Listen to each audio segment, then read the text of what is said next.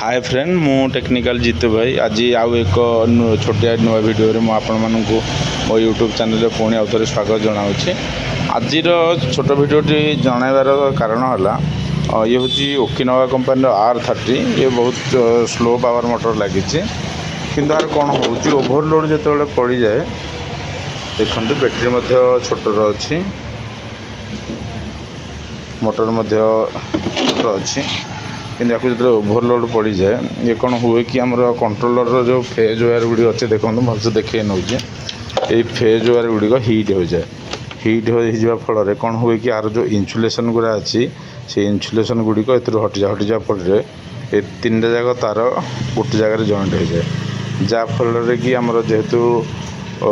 magnet रे आमर जो मोटर शॉर्ट देखाए आउ सिग्नल बेले बेले ओकिनावा प्रेस ब्रो एम सिग्नल या कारण आसे ये जोड़ी हो फल मोटर जाम हुए बेले बेले धड़ धड़ भी मतलब गाड़ी रही जाए रास्तार गला बेले तेणु प्रथम जदि केवे ये फल्ट आसूँ तेज निश्चय भाव ही कंट्रोल को फास्ट चेक करूँ जो फेज वायर तीन अच्छी फेज वायर इन्सुलेसन काले जोड़ी होती कौन देखूँ जदि जोड़ी हो जाए सेमती किसी रकेट साइंस नुह आराम से करेंगे आमर ये सिस्टो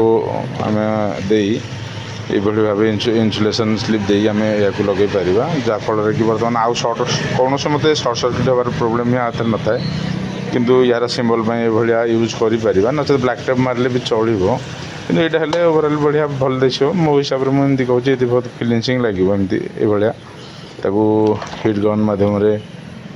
दे पार जदि बारंबार एमती चलेवा कंट्रोलर भी सर्ट हो पाए तेणुक